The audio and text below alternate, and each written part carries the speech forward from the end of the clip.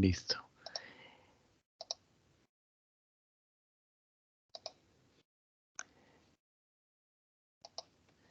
Entonces, sí, estábamos hablando de lo que era esa hipótesis de negocio en marcha, que es como un principio que, con el cual, pues, la gerencia de una organización eh, muestra la disposición de ese cuerpo de administración de seguir desarrollando el objeto social de esa empresa en ese sector y en ese país, ¿ok? Entonces, hablamos un poco de lo que era esa hipótesis. Veíamos que se sustentaba básicamente en dos normas, en el decreto 854 del 2021 y en la ley 2069. ¿Listo? Eh, Básicamente aquí esa hipótesis consiste en determinar la capacidad e intención de garantizar la actividad de la entidad mínimo por los próximos 12 meses. Y esto cobró mucha importancia a raíz de el tema de la pandemia. ¿Ok? Veíamos unos indicadores de referencia que pues básicamente sirven para poder tener como unas alertas para que en caso que se vea por debajo ese indicador, pues ya la gerencia empiece a reaccionar y a tomar decisiones en aras de continuar con el desarrollo del objeto social o no. ¿Listo? Estas señales de alerta, entonces incumplimiento de pagos y obligaciones, indicadores financieros negativos, pérdida de empleos e incumplimiento de requerimientos legales. Y los aspectos que hay que tener en cuenta para realizar la evaluación: la revisión de presupuestos y proyecciones, la evaluación de liquidez de la compañía para continuar con su operación, la revelación de la incertidumbre en caso que exista, estrés de deuda, reevaluando disponibilidad de financiación y acuerdos de deuda, y se debe contar con información al menos de los 12 meses siguientes al cierre del periodo. Y luego ya nos metíamos entonces de lleno con lo que eran los estados financieros. Entonces, pues básicamente aquí hablamos acerca de que los estados financieros son documentos clave para conocer la situación financiera de una empresa. Si estos no están elaborados correctamente, se pueden tomar decisiones económicas inadecuadas, además de inducir al error en la determinación de impuestos, y pues esto trae sanciones. Y en Colombia, los estados financieros deben elaborarse bajo los estándares internacionales de información financiera, y en caso de incumplimiento, las empresas podrían incurrir en sanciones por irregularidades en la contabilidad. ¿Ok? Eh, Veíamos algunas características de la información financiera: que la información financiera debe ser comprensible, es decir, que debe ser fácil de entender. Sin embargo, no se debe omitir información relevante solo porque ésta sea difícil de entender. ¿Ok? ¿Por qué? Porque es que a veces caemos en esa incertidumbre de, ay, esto está como, yo no creo que esto lo entiendan, entonces más bien, ¿para qué lo vamos a mostrar si no lo van a entender? Si eso se va a prestar para confusión, pues no lo mostremos. Y no, eso también eso es una falta, y lo que hay que hacer es, y usted debe mostrar todo ese tipo de información, que si no la entiende algún socio, que si no la entiende algún directivo, pues que se tome la molestia de preguntar, y para eso está el contador, el revisor fiscal o la misma gerencia, para que le den claridad a ese socio acerca de lo que quiere decir ese tipo de información. La información debe ser relevante, es decir, que influye sobre las decisiones de los usuarios de los estados financieros, ayudándoles a realizar predicciones o confirmarlas. La información plasmada dentro de esos estados financieros debe ser material o con importancia relativa, ¿sí? La información es material cuando su omisión o presentación errónea influye en las decisiones de los usuarios de los estados financieros. La información debe ser fiable, es decir, que esté libre de error significativo y sesgo. La información, bueno, se habla acerca de que esos estados financieros deben contemplar la esencia sobre la forma, es decir, que las transacciones se contabilizan conforme a la realidad económica, ceñido a lo que nos indica el estándar internacional, y que esa información es fiel reflejo de lo que se está mostrando a través de los estados financieros. La información debe ser prudente, es decir, que exige precaución al realizar juicios significativos para no sobreestimar los activos o subestimar los pasivos. La información debe ser íntegra, debe ser completa dentro de los límites de la materialidad y el costo. La información debe cumplir con ese principio de la comparabilidad, es decir, que las transacciones similares deben medirse y presentarse de manera uniforme. La información debe ser oportuna, es decir, que debe proporcionarse dentro del periodo de tiempo en que es útil para tomar decisiones, y debe contar con una característica específica y es que refleje lo que es el equilibrio entre costo y beneficio. Es decir, que los beneficios derivados de la información deben exceder los costos de suministrarla o de generar esa información. ¿Listo?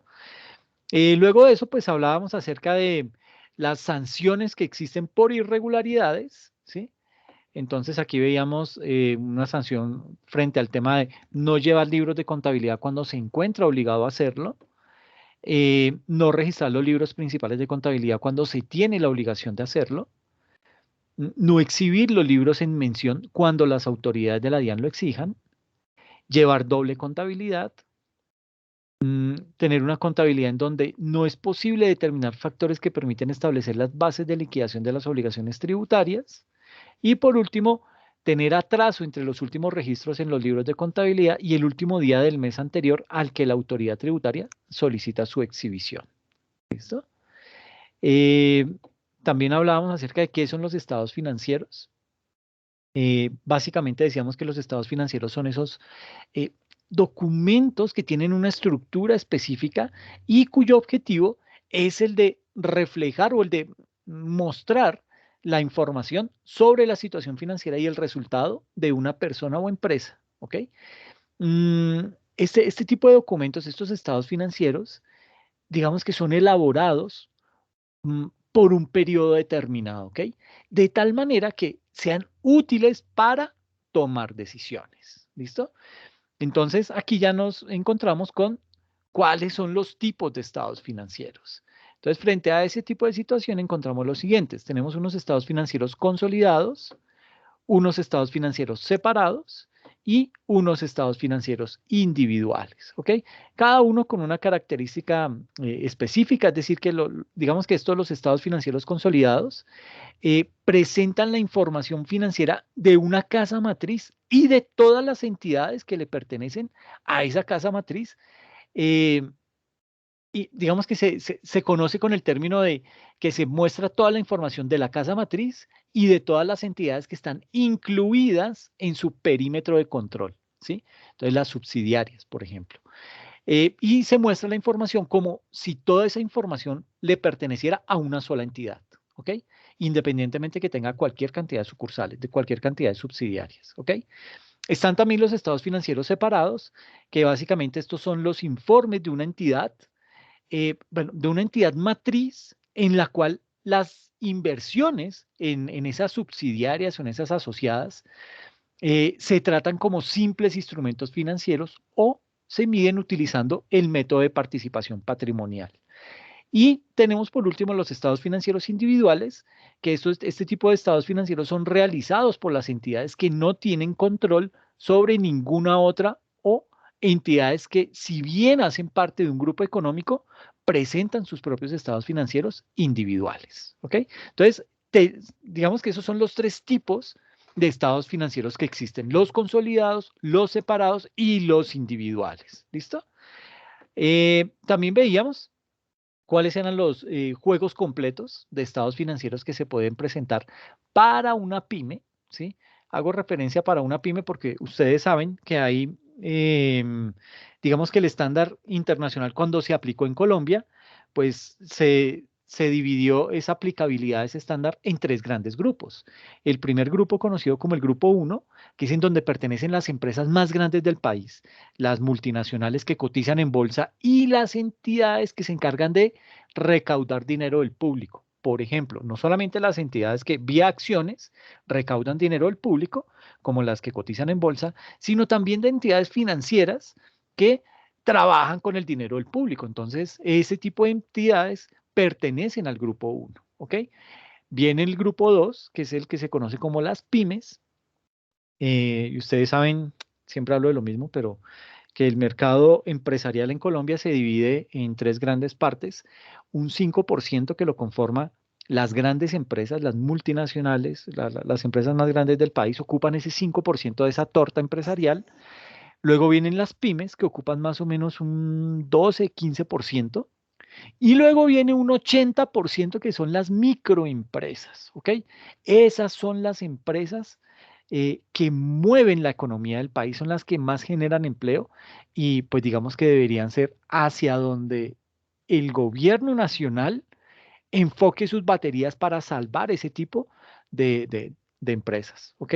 Pero vemos que eso no es así. El gobierno únicamente le interesa es ese 5% porque es el que le apoya las campañas, porque es el que está pendiente de sus actividades, etcétera, etcétera. Entonces, pues digamos que desde ese punto de vista, teniendo en cuenta ese panorama, de esa misma manera se creó la implementación de esas normas internacionales acá en Colombia. Entonces digo, para las empresas más grandes, las que cotizan en bolsa y las que recaudan dinero del público, esas empresas las vamos a llamar Grupo uno, ¿ok?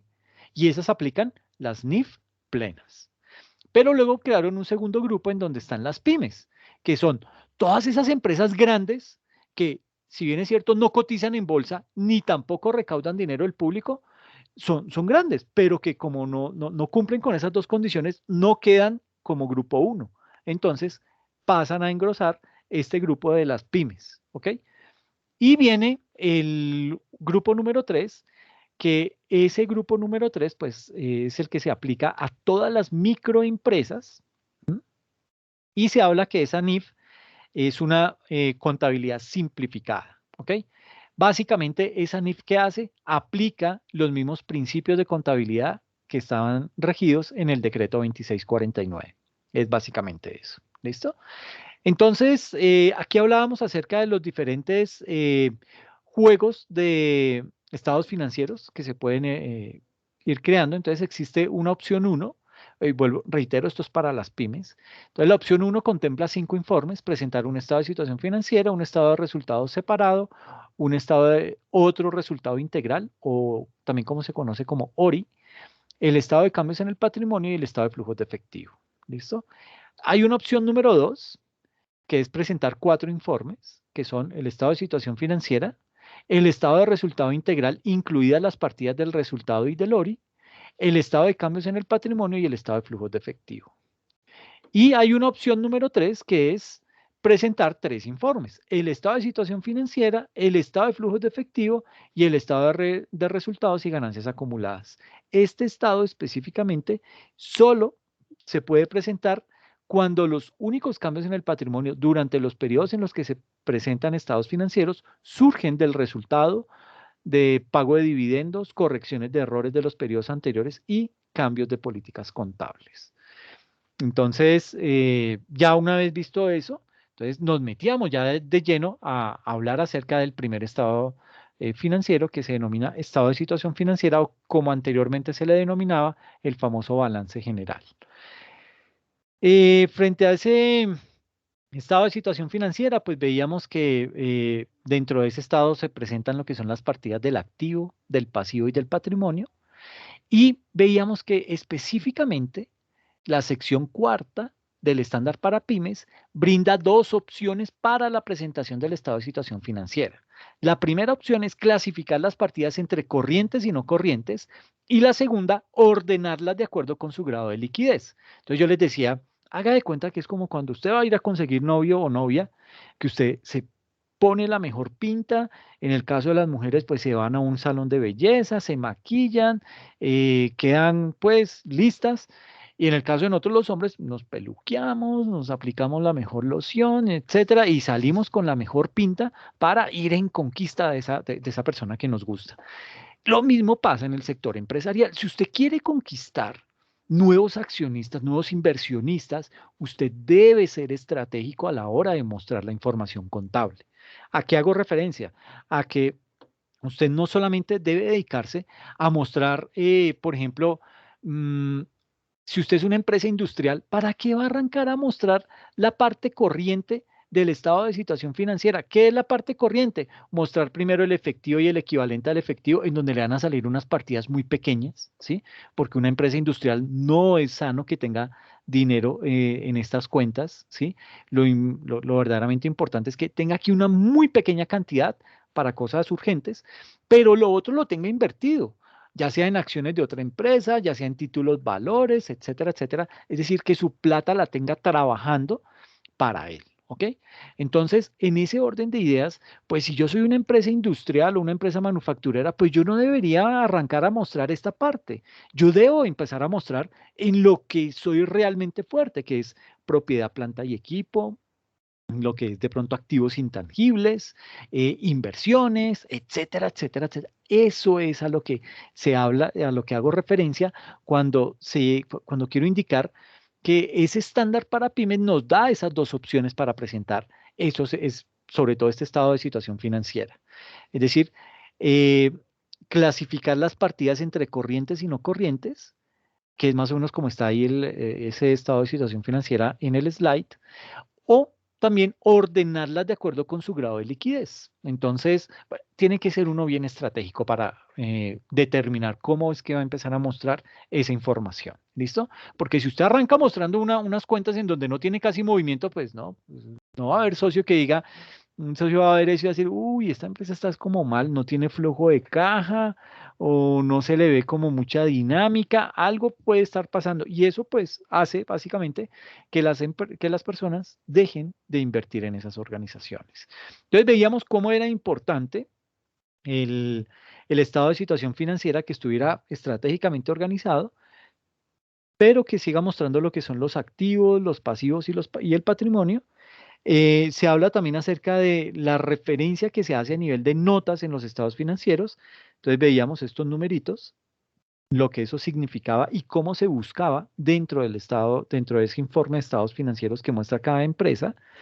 Y lo otro es que los estados financieros deben ser comparativos, es decir, que me muestre el periodo inmediatamente anterior para poderlo comparar con el periodo que está siendo motivo de estudio. Entonces, ¿para qué uno analiza eso? Para determinar realmente cuál fue la incidencia que tuvo la organización en ese rubro específico.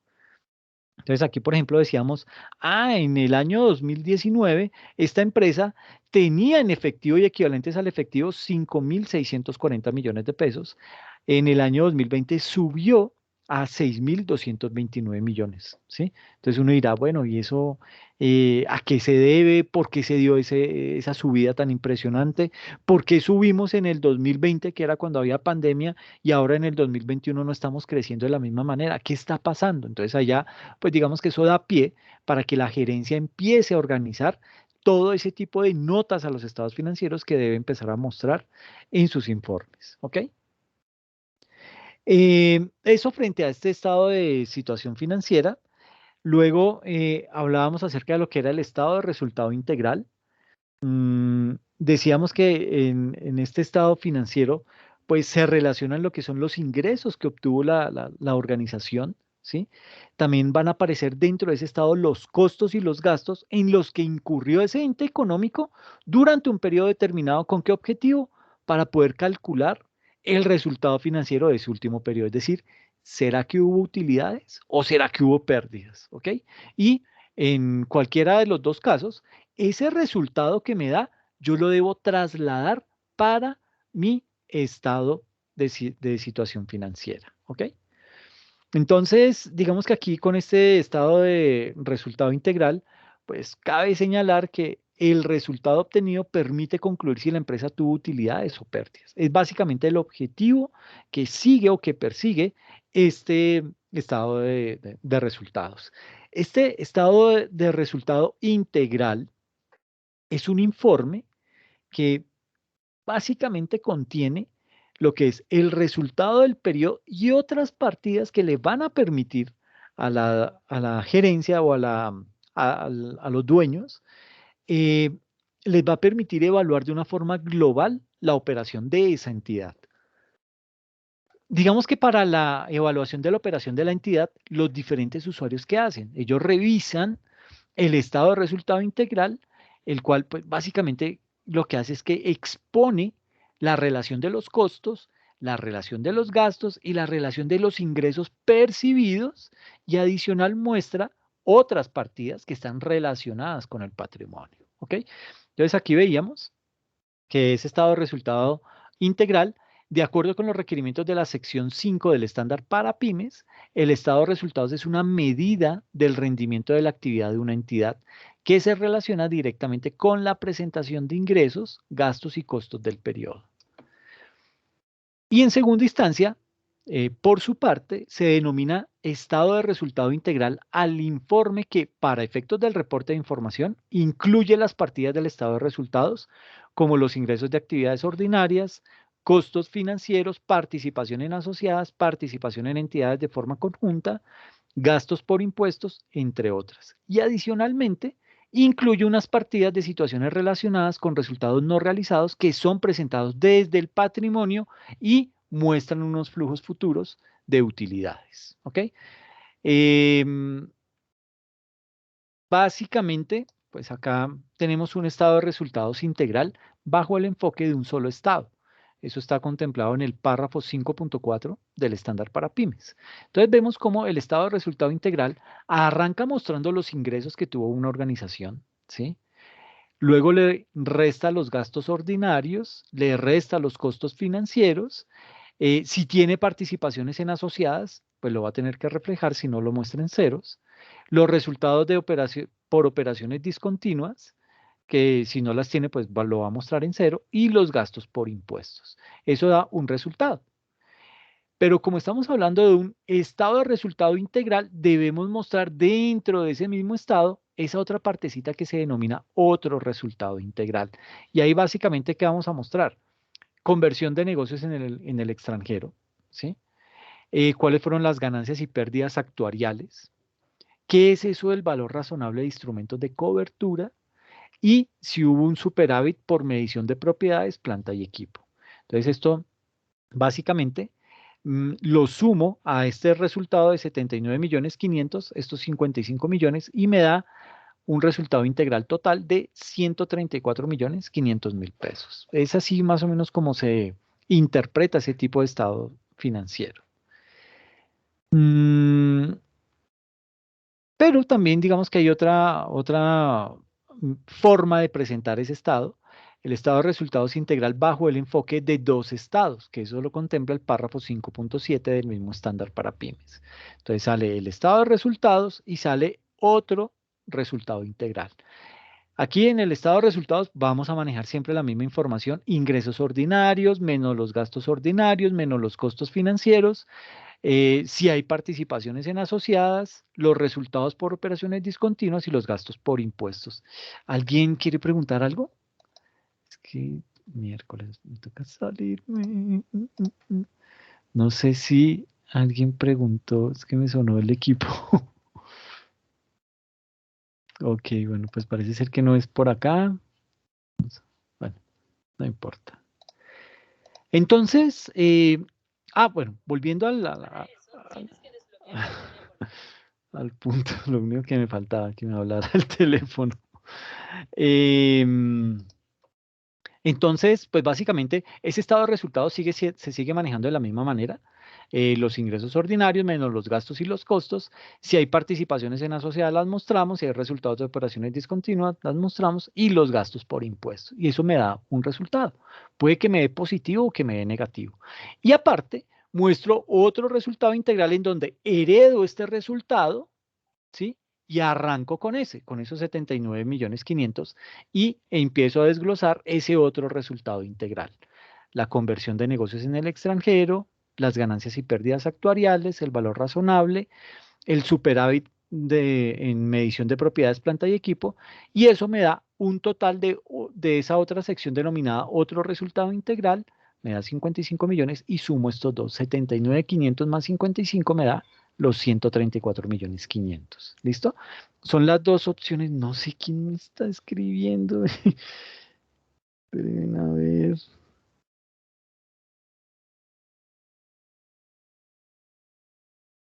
Ay, no. Bueno. Entonces, pues básicamente esa es la estructura que tiene ese estado de resultado integral. ¿Ok? Luego de eso viene todo lo que es la presentación de ese tipo de estados. Entonces tenemos acá los siguientes estados de resultado integral.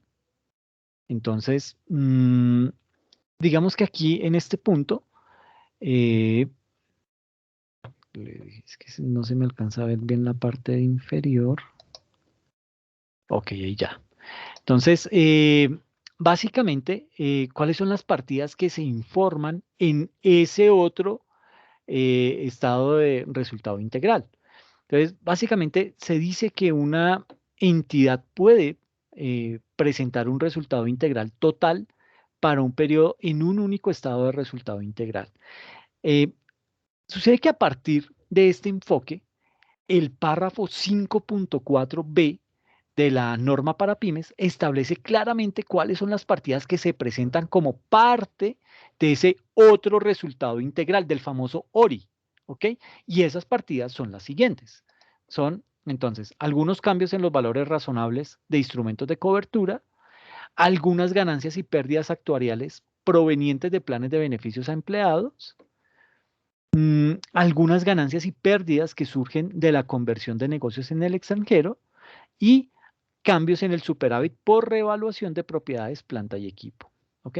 Entonces, esos son unos de los aspectos que debería contemplar ese estado, ese otro resultado integral, ese famoso ORI. ¿Listo? Más o menos así se ve un estado completo, ¿sí? Un estado de resultados y otros resultados integrales. Entonces aquí se muestra el año actual y el año anterior con el ánimo de ver la comparación de esas cifras para que la persona, para que ese lector de ese estado financiero pueda tomar una decisión mucho más acertada con base en datos y cifras que se le están mostrando. Entonces mire cómo aquí aparece todo lo que tiene que ver con los ingresos de actividades ordinarias. Para el 2018 fueron de 10 millones, para el 2017 de 9 millones 200.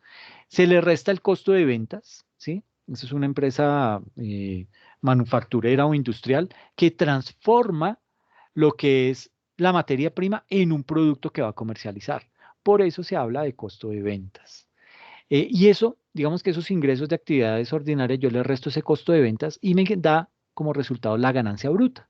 A esa ganancia bruta yo le, le sumo otros ingresos que no tienen que ver con la actividad ordinaria de la empresa, sino de pronto pudo haber sido intereses que gané por la venta de unas acciones, ¿sí? Ese tipo de cosas. Esos son otros ingresos o consultorías que se dieron y que no hacen parte de la dinámica de la empresa, entonces se llevan a ese rubro de otros ingresos. Los costos de distribución, los gastos de administración, esos dos van restando, por eso va entre paréntesis otros gastos que se tuvo dentro de la empresa, pero que no caben dentro de los costos de distribución ni dentro de los gastos de administración y también van restando. Se le suman los ingresos financieros y se le restan los costos financieros, ¿ok? Y eso me da las ganancias antes de impuestos. Y a esas ganancias antes de impuestos se le resta lo que es el gasto por impuestos a las ganancias, ¿ok? Y eso me va a dar lo que es la ganancia del periodo o la utilidad. Utilidad o pérdida, porque puede dar cualquiera de las dos. Entonces, mire cómo en el año 2017 la utilidad apenas fue de 119, mm, hablemoslo en millones de pesos, 119 millones 680, mientras que en el 2018 la utilidad fue de 630 millones. Entonces, habrá que mirar, si yo fuera un socio, decir, bueno, oiga, ¿qué hicimos tan bien que tuvimos una ganancia tan alta este periodo? ¿Para qué? Para que lo sigamos replicando porque pues está funcionando, ¿ok? Pero como estamos hablando de un estado de resultados y otros resultados integrales, esto se muestra en un solo estado financiero y aquí nos aparece otro resultado integral, nos dice, lo identificamos como el ORI y se denomina esa sección como ORI antes de impuestos, diferencias de cambio por conversión, aquí digamos que fueron 379 millones que van restando y eso me da otro resultado integral del año, neto de impuesto. Entonces, a estos 630 millones le resto esos 379 y me da un resultado integral total del año de 251 millones 140 mil pesos. ¿Ok? Es así como se muestra la información. Eh, Esto obviamente pues hace parte de todo ese paquete de modificaciones que trajo el estándar internacional, que a la larga son buenos. Esto me parece muy bueno, el hecho de mostrar mínimo 2 periodos dentro del estado financiero. Eso ayuda a tomar una mejor decisión, eso va a permitir que como empresa tengamos unos usuarios mejor informados y un cuerpo de administración que va a tomar unas decisiones mucho más acertadas. ¿Por qué? Porque tiene la información de primera mano. ¿Listo? Y luego de eso, entonces nos metíamos con toda la parte que se conoce como el estado de flujos de efectivo. Un estado de flujos de efectivo que pues básicamente, digamos que el propósito que tiene este estado de flujos de efectivo es el de mostrar los cambios sobre el efectivo generado y el efectivo utilizado en actividades como las actividades de operación, las actividades de inversión y las actividades de financiación. ¿Ok? Entonces, ese es básicamente el propósito. Y les decía la sesión pasada que este de pronto es un estado financiero que al cual se remiten más las entidades financieras. Cuando usted necesita un préstamo y le dicen, tráigame por favor el estado de situación financiera, el estado de resultados y el estado de flujos de efectivo. Lo que ellos miran es este estado para decir, bueno, esta empresa sí está moviendo plata, esta empresa sí tiene cómo responderme por ese préstamo que me está solicitando. ¿Será que sí hay buen músculo financiero? Entonces, este es el estado que les muestra ese tipo de información a los bancos. Eh, entonces, digamos que este estado financiero, este estado de flujos de efectivo, pues es útil. ¿Por qué? Porque va a suministrar información no solo para evaluar la capacidad que tiene esa empresa para generar efectivo o equivalente al efectivo, sino también para conocer el uso que hace de esos recursos, el uso que hace, bueno, en qué gasta ese dinero. ¿Ok? Dicho eso, vale mencionar que existen dos métodos para realizar ese estado de flujos de efectivo, el método directo y el método indirecto. El, digamos que el estado de flujo de efectivo, que es elaborado por el método directo, presenta por separado las principales categorías de cobros y de pagos. Y ese otro método, el método indirecto, inicia presentando lo que es la ganancia o la pérdida que puede haber tenido la empresa en términos netos que luego son corregidos por el efecto de transacciones no monetarias. ¿Ok? Entonces yo ahí les compartía unos videitos para que los pudieran observar y pudieran tener una idea mucho más clara de lo que es este estado financiero. Entonces, básicamente, este flujo de efectivo, bueno, pues aquí vale la pena mencionar que el flujo efectivo es uno de los estados financieros más complejos de realizar y que exigen un conocimiento profundo de la contabilidad de la empresa para poderlo desarrollar. Y esto, pues obviamente a su vez, este estado de flujos de efectivo se convierte en una herramienta elemental. ¿Para qué? Para realizar cualquier tipo de análisis financiero al interior de las organizaciones. ¿Ok? Em, Digamos que el objetivo de este estado de flujos de efectivo es básicamente poder determinar la capacidad de la empresa. ¿Para qué? Para generar efectivo. Y pues obviamente a raíz de esa generación de efectivo, pues con ese efectivo es que la empresa va a poder cumplir con las obligaciones adquiridas y con los proyectos de inversión y de expansión. Y por otra parte, este estado de flujo de efectivo permite hacer un estudio o bueno, un análisis de cada una de las partidas que tienen una incidencia de políticas y estrategias que están encaminadas a qué? A realizar una utilización de los recursos de la empresa de forma mucho más eficiente. Y aquí digamos que es importante que la empresa tenga claridad sobre su capacidad. ¿Para qué? Para generar efectivo, de cómo es que genera ese efectivo, ¿sí? Y de esa misma manera, esa empresa va a poderse proyectar y tomar unas decisiones mucho más aterrizadas, unas decisiones mucho más acordes con su verdadera capacidad de liquidez. Por regla general, digamos que se considera efectivo los valores que están contabilizados en el grupo 11 del plan de cuentas comercial. Entonces ahí encontramos caja, bancos, remesas en tránsito, cuentas de ahorro y fondos. Y básicamente estos saldos de estas cuentas deben coincidir con el resultado arrojado por el estado de flujos de efectivo. Entonces, básicamente, ese estado de flujos de efectivo decíamos que se dividía en tres tipos de actividades: en actividades de operación, de inversión y de financiación. Y en actividades de operación, las actividades de operación hacen referencia básicamente a las actividades relacionadas con el desarrollo del objeto social de la empresa, esto es, a la producción o comercialización de sus bienes o a la prestación de servicios. Y entre los elementos a considerar tenemos la venta y compra de mercancías, los pagos de servicios públicos, la nómina, impuestos, etcétera. Y en este grupo encontramos las cuentas de inventarios, cuentas por cobrar y por pagar, los pasivos relacionados con la nómina y los impuestos. Y en actividad de inversión tenemos que las actividades de inversión hacen referencia a las inversiones de la empresa en activos fijos, en compra de inversiones en otras empresas o en títulos valores. ¿Listo? Dentro de estas actividades de inversión se incluyen todas las compras que la empresa haga diferentes a los inventarios y a gastos que están destinadas a lo que es el mantenimiento o el incremento de la capacidad productiva de la empresa. Y hacen parte de este grupo las cuentas correspondientes a la propiedad, planta y equipo, a los intangibles y las de inversiones. ¿Ok? Y el último grupo, que son las actividades de financiación, estas actividades de financiación hacen referencia a la adquisición de recursos para la empresa, que bien pueden ser de terceros, unos pasivos, o de sus socios, es decir, patrimonio. Y en las actividades de financiación se deben excluir los pasivos que corresponden a las actividades de operación. Eso es proveedores, pasivos laborales, impuestos, etcétera. Básicamente corresponde a obligaciones financieras y a colocación de bonos. ¿Listo? Eh, y aquí, digamos que hay que hablar acerca de lo que son los elementos que resultan ser necesarios para desarrollar ese flujo de efectivo, ese estado de flujo de efectivo.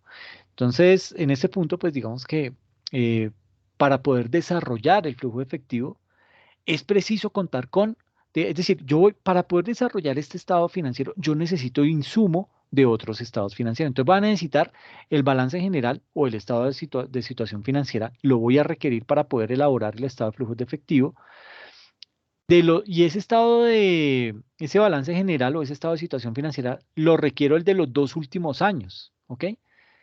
Entonces necesito esa información para poder elaborar este estado de flujos de efectivo y además voy a necesitar no solamente ese balance general o ese estado de situación financiera, sino también voy a necesitar el último estado de resultados, ¿ok?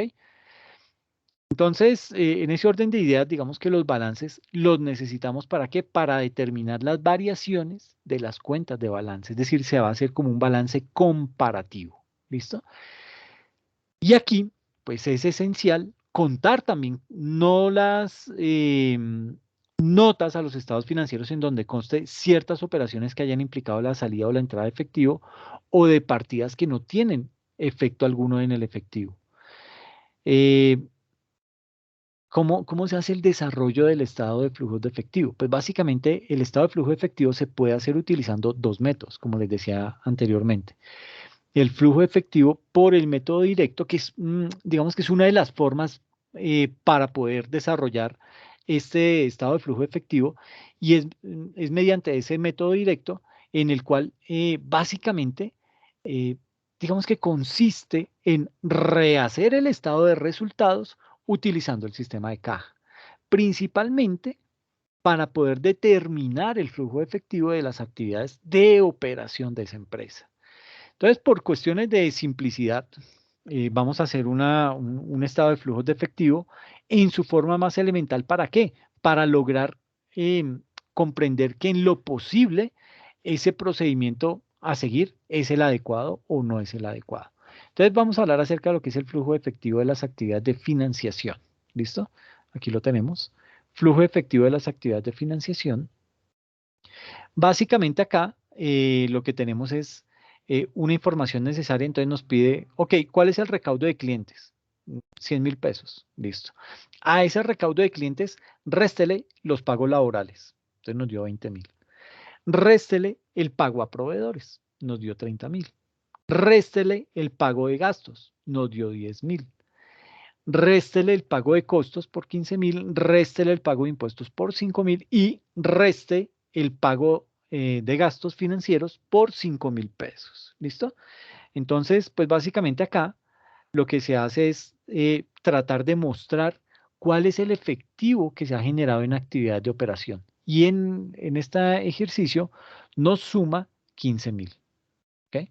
Entonces, puede que no sea mucho, puede que no sea poco, pero pues con 15.000 uno como que dice, miércoles, ahora si son $15.000, pues bendito sea. Pero como sabemos que son pesos, pues no hay mucho que hacer. Eh, Luego tenemos el flujo de efectivo en actividades de inversión. ¿Ok? Entonces teníamos, ya vimos el de actividad de operación, vamos con el de actividad de inversión, que es el segundo. ¿Listo? Entonces, flujo de efectivo en actividad de inversión. Entonces nos muestra la información que se tenía, bueno, se realizaron una venta de inversiones por 70.000, se hizo la venta de un vehículo usado por 20.000, se contempló también lo que es la compra de maquinaria por 80.000 y una compra de muebles por 10.000 pesos. Entonces, ¿qué se hace acá? Comenzamos a sumar la venta de inversiones, ¿sí? Que fueron 70.000, le vamos a sumar el vehículo usado, que fueron 20.000, le vamos a restar lo que fueron la compra de maquinaria por valor de 80.000 y le vamos a restar los 10.000 por concepto de compra de muebles. ¿Listo? Entonces aquí básicamente 70 más 20 me da 90 y 80 más 10 me da 90 negativos, entonces 90 menos 90 me da 0. ¿Ok? Eso puede dar 0 en este tipo de flujo de actividad de inversión o me puede dar inclusive hasta negativo. ¿Ok? Pero aquí pues nos dio 0. Y la otra parte, perdón, entonces, pues básicamente es así como se desarrolla este tipo de ejercicios. Tiene muchas más arandelas. Yo les voy a compartir un video que hice solamente explicando el estado de flujos de efectivo para que lo puedan comprender de una manera mucho más fácil y cómo se hace el estado financiero y cómo se corrobora que en efecto quedó bien elaborado, porque tiene esa versatilidad. Mediante una operación muy básica, lo que hacemos es comparar si el estado financiero quedó bien o quedó mal. ¿Listo? Y luego hablamos acerca de lo que es el estado de cambios en el patrimonio. Ese estado de cambios en el patrimonio tiene como propósito informar a los usuarios de la información financiera sobre las variaciones que se han presentado en una cuenta específica. Y su nombre lo dice, en el patrimonio de la empresa. ¿Ok? Entonces, sobre este estado, el estado de cambios en el patrimonio, el párrafo 6.3 del estándar para pymes establece que la información mínima que debe contener es la siguiente. Entonces, debe contener el resultado integral total del periodo, en primera instancia, debe comprender los efectos de la aplicación o reexpresión retroactiva de cifras y debe comprender o debe contener una conciliación al inicio y al final del periodo en la que se indiquen los cambios en el resultado, otro resultado integral y unas transacciones con los propietarios. ¿Ok? Les voy a compartir este videíto para que puedan ver con total tranquilidad cómo es que se elabora ese tipo de estado. ¿Ok?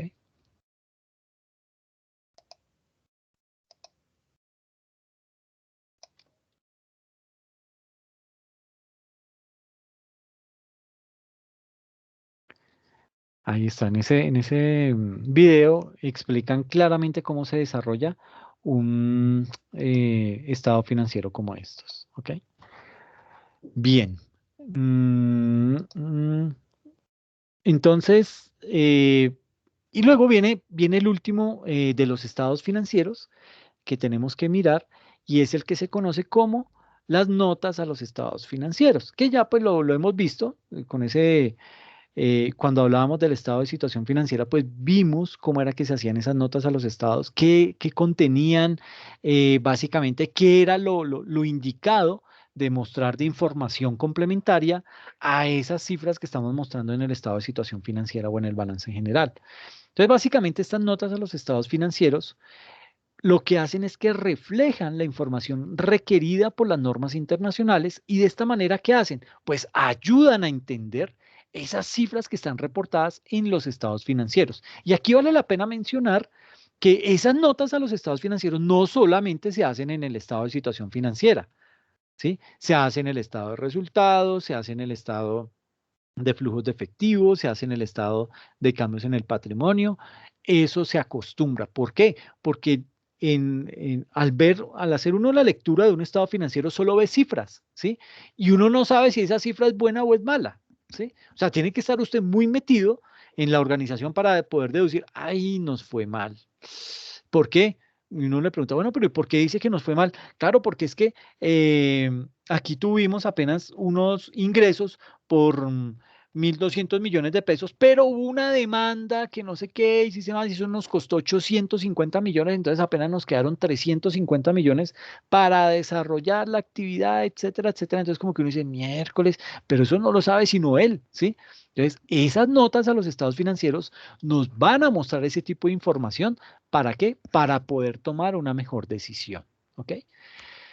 Entonces, digamos que las notas a los estados financieros se anexan y hacen parte de los estados financieros. Entonces, recuerden que yo les mostraba un cuadernillo, más o menos de 300 páginas, que el cuadernillo no tiene nada. Eso era todo un libro, como de 300 páginas, en donde aparecía un estado financiero con las notas a los estados financieros. Y básicamente veíamos que unas tres cuartas partes de ese informe completo, tres cuartas partes se destinaban solamente a la explicación de las notas a los estados financieros, ¿ok? Entonces, pues, imagínense la importancia que tiene esa información que se plasma en esta sección de las notas a los estados financieros. Entonces, básicamente, las notas a los estados financieros, digamos que deben permitir que el usuario que está leyendo esa información, que está leyendo ese estado financiero, comprenda las políticas contables que se utilizaron a lo largo de ese periodo, ¿sí? Conozca esas políticas contables también para que se tuvieron en cuenta para qué, para elaborar esos estados financieros que ese lector está leyendo en ese momento. Y esas políticas contables que de pronto afectaron de manera significativa el desarrollo de la empresa o el por qué la empresa está en la situación en la que se encuentra. ¿Listo? Sea bollante o sea más bien escasa. Entonces, ¿cómo se elaboran las notas a los estados financieros?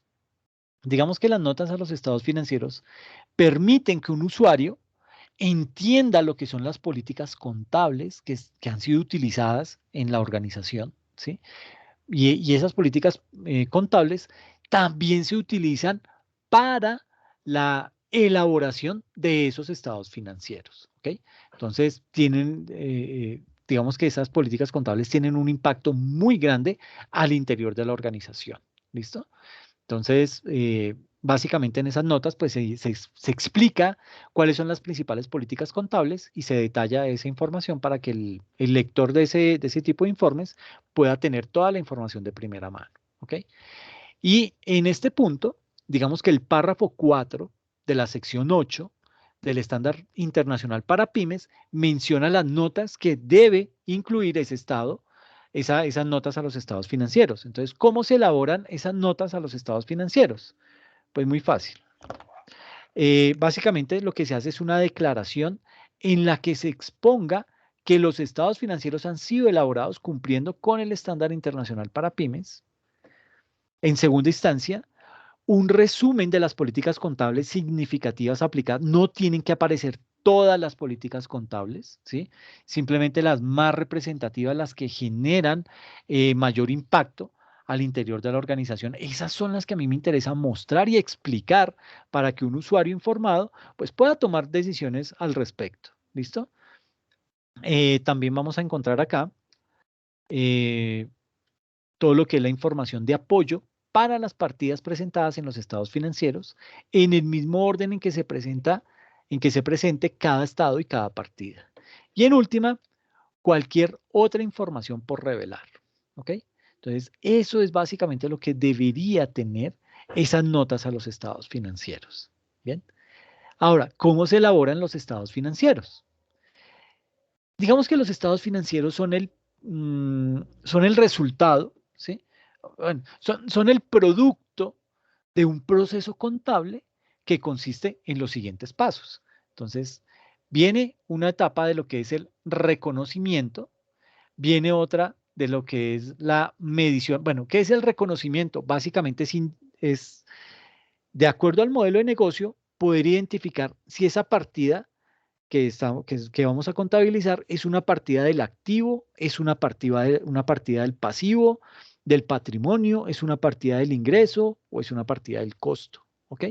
Entonces, yo ahí lo que hago es primero identificar, o mejor, como dice ahí el slide, reconocer ese tipo de transacción.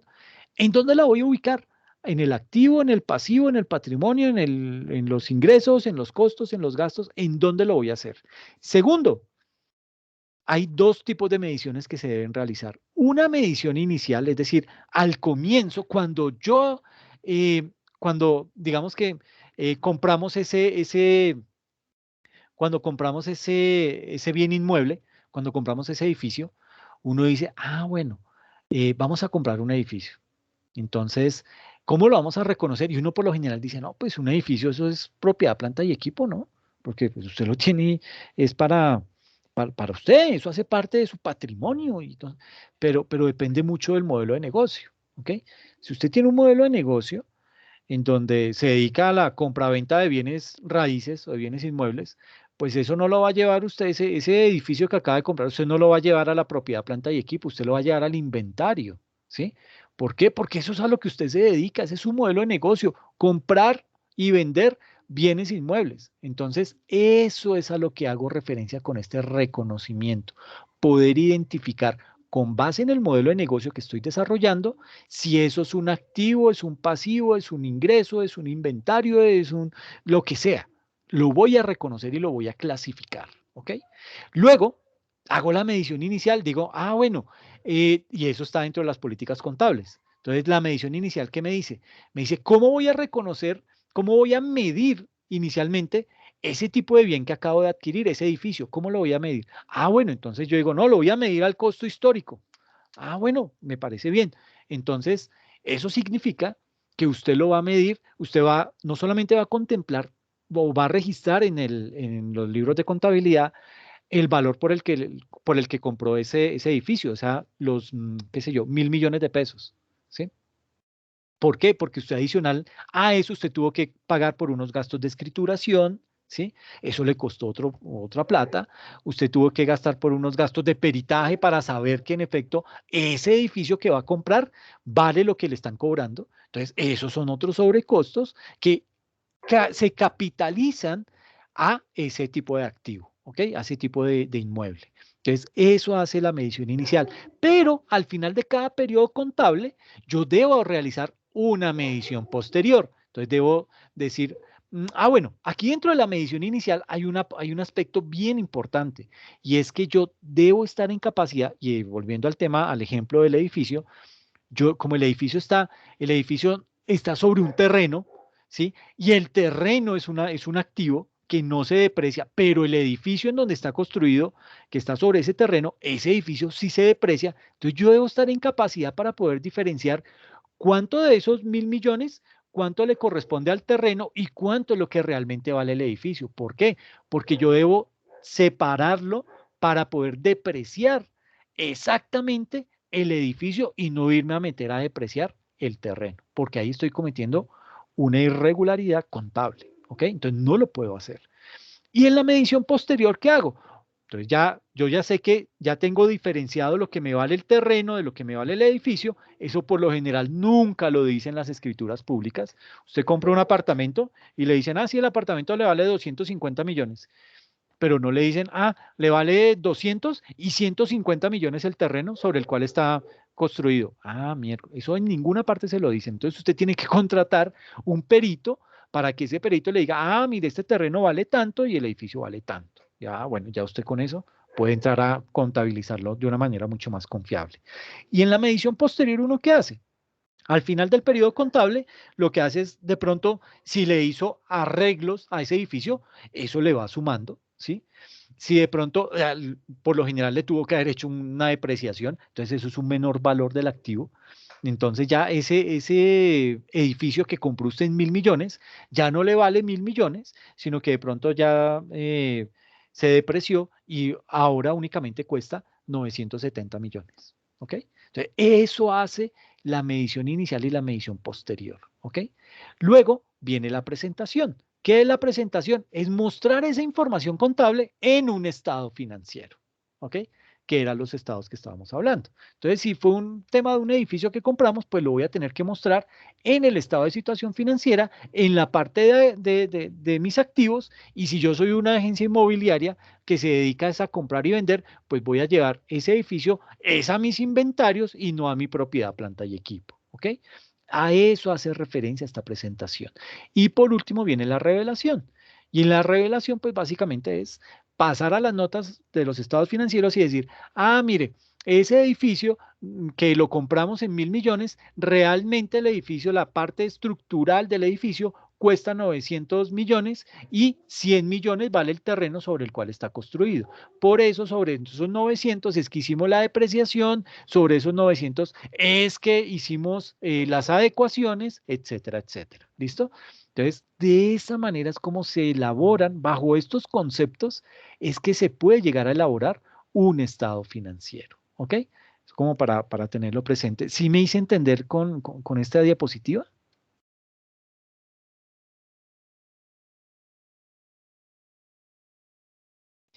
¿Se durmieron? Profe, sí, señor, sí se entendió.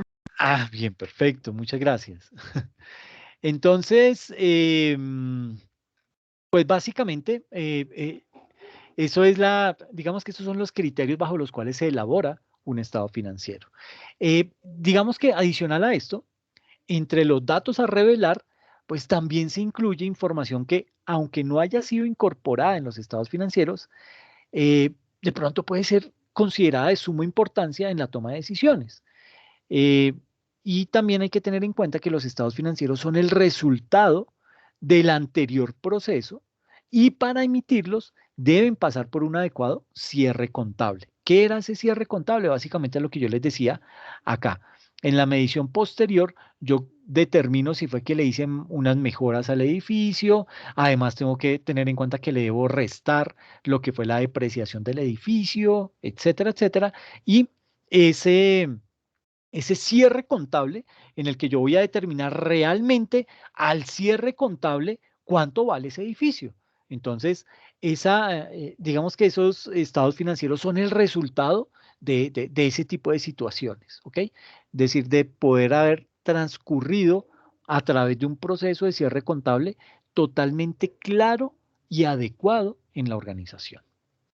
Pero entonces, ¿qué es un cierre contable? Entonces, ¿esto por qué no anda? Me lleva. Listo. ¿Qué es un cierre contable? Entonces, básicamente, el cierre contable es una actividad, ¿sí? Pero es una actividad que se hace de forma anual. Bueno, eh, la norma exige que por lo menos se haga un cierre contable dentro de un periodo contable, es decir, dentro de un año. Hay entidades que lo hacen semestralmente, lo hacen trimestralmente, bimestral o inclusive mensual, ¿sí? Pero básicamente ese cierre contable es una actividad que consiste en determinar el resultado y cuando hablo de resultado hago referencia a si en la entidad hubo una utilidad o una pérdida, ¿sí? Entonces, ese cierre contable va orientado a eso, a determinar el resultado de la compañía en un periodo específico. Y para eso se revisan todos los ingresos, se revisan todos los costos, todos los gastos que tuvo la compañía, con el objetivo de que de verificar su correcta contabilización. Entonces, básicamente aquí, digamos que la utilidad o la pérdida, porque pudo haber dado cualquiera de las dos, utilidad o pérdida, esa utilidad o esa pérdida se determina al restar los costos y gastos de qué? De los ingresos que obtuvo la organización dentro del mismo periodo. ¿Ok? Entonces, básicamente acá, ese cierre contable resulta de ser, bueno, gracias a ese cierre contable, lo que hacemos es tener unos ingresos, a esos ingresos le vamos a restar los costos y gastos y eso me va a indicar si hubo una utilidad o pérdida. En eso consiste básicamente el cierre contable. Y es importante revisar las cuentas de los activos y los pasivos. ¿Por qué? Porque en caso de una corrección o de nuevas contabilizaciones, se puede llegar a generar un gasto o un ingreso que afecte ese resultado. ¿Ok? ¿Y cuáles son los pasos para realizar un cierre exitoso? Un cierre contable exitoso. Pues básicamente, digamos que para elaborar ese cierre contable, se deben seguir por lo menos las siguientes actividades. Comprobar el saldo en efectivo, ¿sí? Y ese hecho de comprobar ese saldo de efectivo eh, comprende lo que es el saldo de la cuenta de caja, el cual pues nunca va a estar negativo, porque si tengo plata y eso no es negativo, siempre va a ser positivo, y el saldo de los bancos, los cuales deben cuadrar ¿contra qué? Contra los extractos bancarios. Entonces, lo primero que hago es validar eso, comprobar ese saldo en efectivo.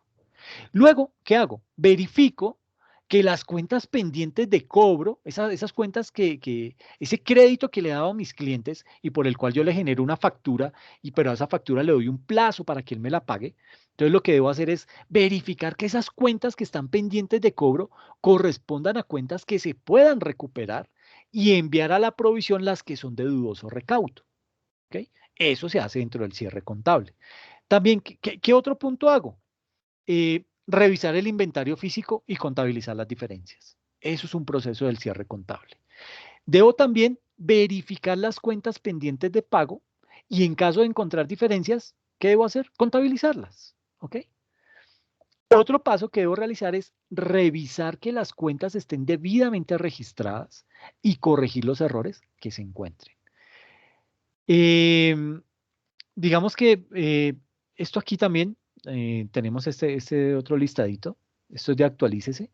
Nos dice que hay que realizar una declaración de cumplimiento del estándar para pymes, el cual es el punto de partida para evaluar el informe. Hay que presentar información comparativa de todos los datos, cifras y eventos que se mencionan en los estados financieros, incluyendo las revelaciones. Hay que elaborar el conjunto completo de estados financieros, para lo cual se permiten tres opciones que fueron las que vimos. Eh, hay que incluir la moneda de presentación, si es en dólares, si es en euros, si es en pesos. ¿Cuál es el grado de redondeo de las cifras? Si es al 100 más cercano, si es al 1000 más cercano, si es al millón más cercano. Eso hay que identificarlo dentro de ese cierre contable. Eh, hay que declarar si los estados financieros son consolidados o de una entidad individual. Si esto se omite, se entenderá que son de entidades individuales. Habrá que realizar la presentación de activos y pasivos corrientes y no corrientes. En caso de no presentarlos así, se deberá explicar el por qué no se hizo. Hay que realizar la agrupación y segregación de partidas de acuerdo con su naturaleza. Y por último, elaborar las notas a los estados financieros que permitan completar la información cuantitativa incluida en los informes. Entonces, para cerrar esto del cierre contable, digamos que al elaborar ese cierre contable es muy importante hacer múltiples conciliaciones. ¿Por qué hay que hacer esas conciliaciones? Porque puede haber diferencias, por ejemplo, entre nuestros registros contables y los registros en bancos, o entre las bases contables y las bases fiscales o de impuestos. Por eso es importante el cierre contable, ¿ok? Y dentro de las conciliaciones surge la conciliación fiscal. ¿Qué es una conciliación fiscal? Es básicamente un reporte obligatorio para las personas que deben llevar contabilidad. ¿Ok? Entonces hablemos de esa conciliación fiscal. ¿Listo?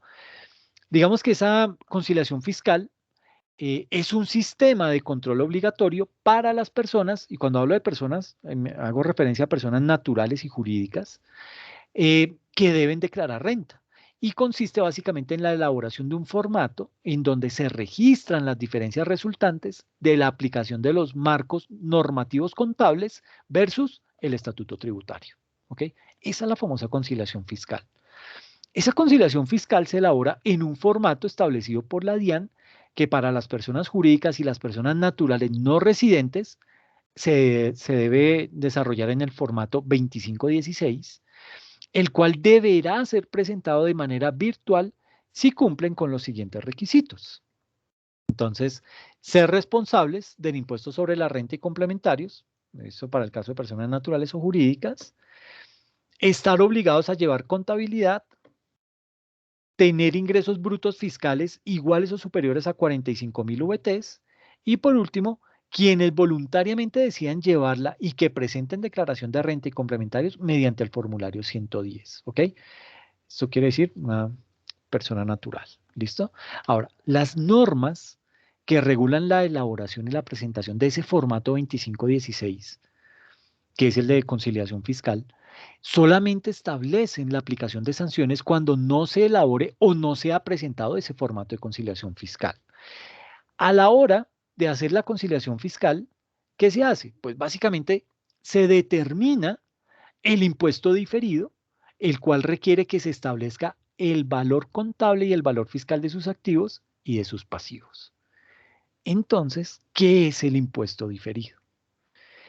Pues ese impuesto diferido, tal y como lo dice su nombre, es un impuesto que está a cargo o a favor de la entidad atribuible a la utilidad del periodo y se origina en las diferencias entre la información contable y la información fiscal. ¿Ok? Una vez establecidos esos valores, ¿qué se hace? Se calcula la diferencia y al aplicarle la tarifa correspondiente se da lugar al impuesto diferido. ¿Listo? Les voy a compartir ahorita unos videitos sobre ese tema del impuesto diferido porque es bien interesante. Entonces, en este gráfico podemos observar algunas de las diferencias originadas al comparar el valor contable y la base fiscal tanto de activos como de pasivos. ¿Listo?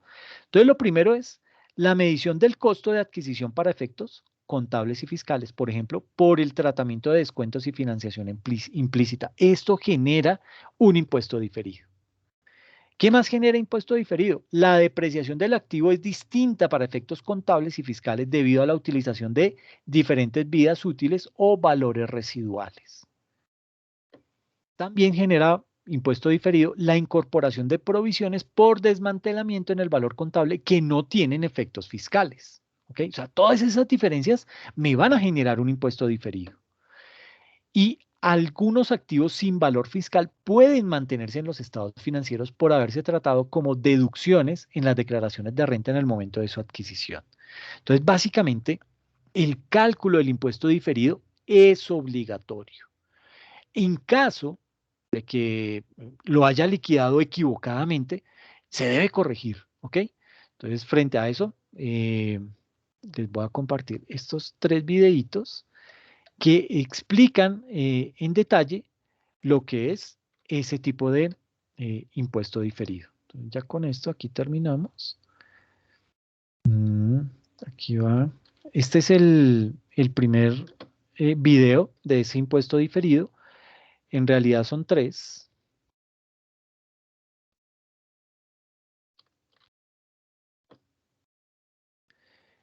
Y este otro.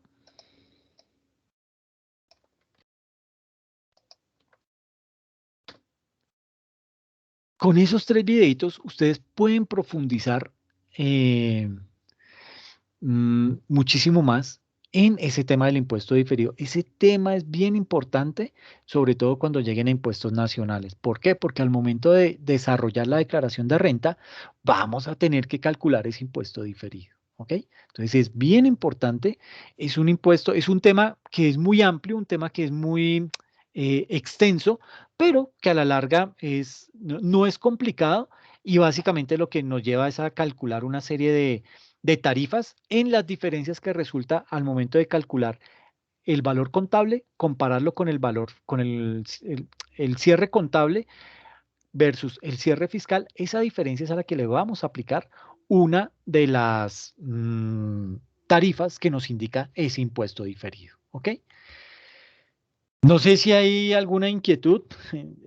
Yo sé que fueron muchos temas los que tocamos acá, pero yo creo que se pueden apoyar mucho en ese material que les acabo de compartir para profundizar más en cada uno de esos temas. Y sé que lo van a poder comprender y digerir de una manera mucho más sencilla. ¿Ok?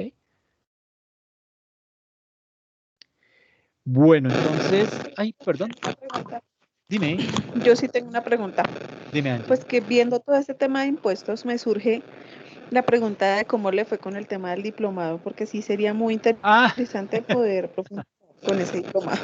bien, bien, bien, sí lo aprobaron. Entonces la idea es que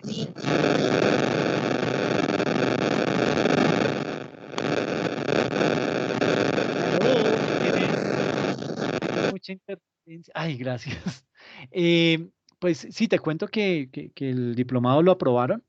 Entonces, en ese diplomado hacemos un recorrido por toda esa parte tributaria, arrancando con eh, es decir, un panorama de lo que es la economía colombiana y nos metemos ya de lleno en todo el tema tributario para poder terminar con temas de planeación tributaria, que es básicamente como la meta que busca toda empresa. Es decir, que después de tener toda la información que has logrado recopilar al interior de la organización, poder decir, oiga, yo estoy pagando una cantidad de impuestos infinita. ¿Cómo hago para disminuir eso? ¿Qué estrategias puedo aplicar? Eso lo vamos a ver también en el diplomado. Es un diplomado que va a ser muy extenso. Pues digamos que está programado para hacerlo en 8 sesiones, pero son 8 sesiones cada una de 4 horas, en donde vamos a ahondar en cada una de esas temáticas de una manera mucho más profunda. Y obviamente, pues yo lo voy a complementar con otro material que les voy a dar para que puedan ustedes también, digamos que, apoyarse en ese material. ¿Listo? Pero sí, gracias a Dios lo aprobaron y lo que se nos viene ahorita es trabajo impresionante para poder sacar adelante ese proyecto.